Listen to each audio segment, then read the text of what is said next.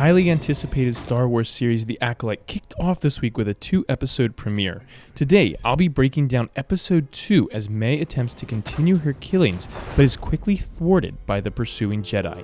This is Star Wars Music Analysis.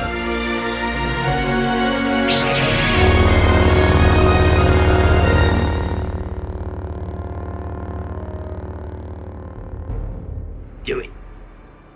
The episode begins with light drones as we find ourselves at a Jedi temple on Olega. As May easily infiltrates the temple, drums like the ones we heard during the opening to the first episode return.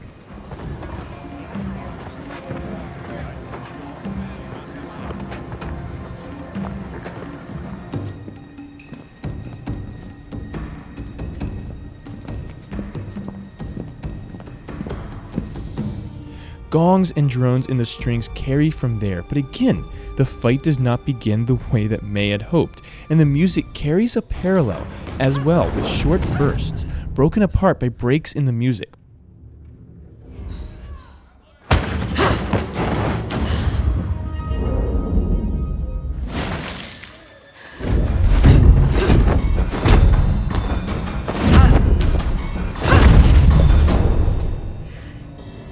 This time, though, the Jedi survives as May's presence is discovered, forcing her to flee, and we move into the title card from there.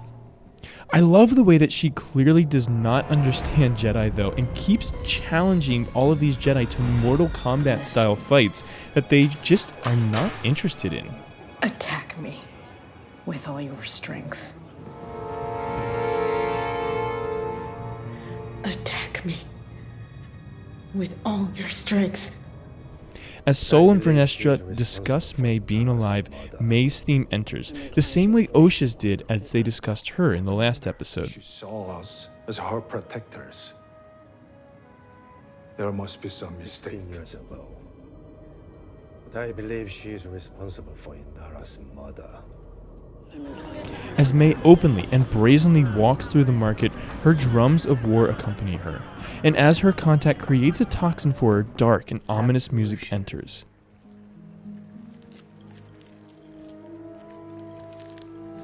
As she exits, motifs from her theme enter as well. As the Jedi arrive on Olega, strings and a marimba greet them. The marimba gives the world a primitive feel while also shrouding it in a warmth, just like the warmth that the wooden bars of this pitched percussion instrument offer as well. As May speaks to Master Torben, low rumbles enter to reflect the danger that she represents. But I'm pretty jealous of this guy. I mean, I'd love to just block out the world with a force bubble and fall into a deep meditative sleep while floating. This Jedi is living the dream. I'm very intrigued now by what transpired in the past that pushes Torben to simply drink a toxin when he sees May.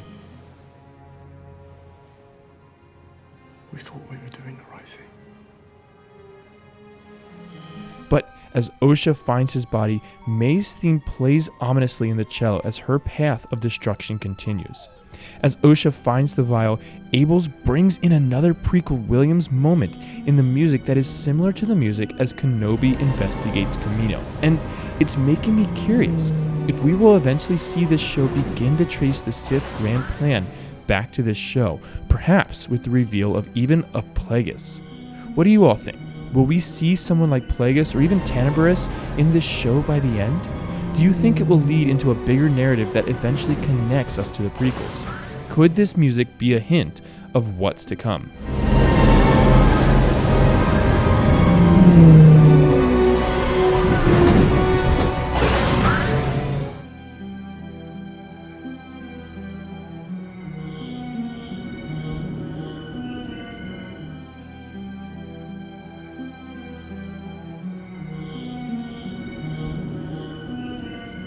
As the rest of the Jedi investigate, May's theme returns though.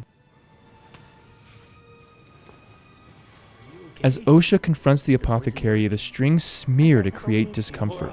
They break off as he figures out that she's Osha though. As Sol speaks to Osha about her sister May and asks her to have faith, both in May and then also in him. May's theme enters, but is then answered by Osha's theme as well. It's a beautiful moment that ties these two together. String tremolos continue throughout even as Soul confronts May. They hold the tension until May attacks Soul. As she does, her war drums re-enter, and again, Abels plays into the starts and stops of the fight as May struggles against the Jedi being blocked or stopped with every attack.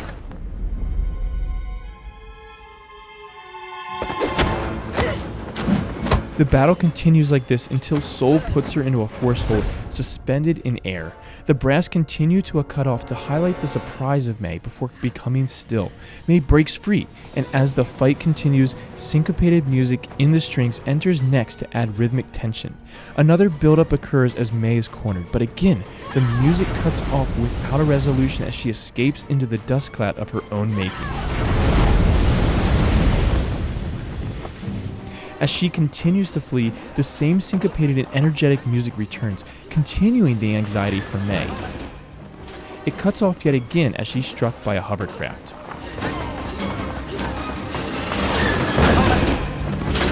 It completely pauses as she sees her sister, reflecting her disbelief as she also pauses. In the absence, Osha's theme enters, highlighting Osha's importance to May at this moment. As daylight returns, so does the marimba to warrant a more peaceful situation. A final scene showing Kalnaka builds quickly into an altercation between him and the two scavengers, but it's over as quickly as it began with a quick swell in the brass and then what sounds like a new theme, though it will be hard to know for sure until the next episode.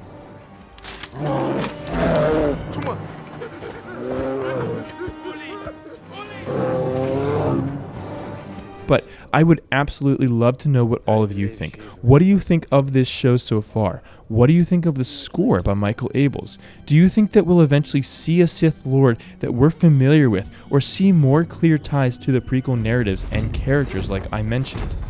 Tell me in the comments below what you think, and consider checking out my Patreon page using the link in the description, where you can help support this channel for as little as $1 a month, or download PDFs and MP3s of projects as I complete them, along with other perks at higher tiers. Please don't forget to like this video and subscribe to learn more about the music of a galaxy far, far away, and as always, may the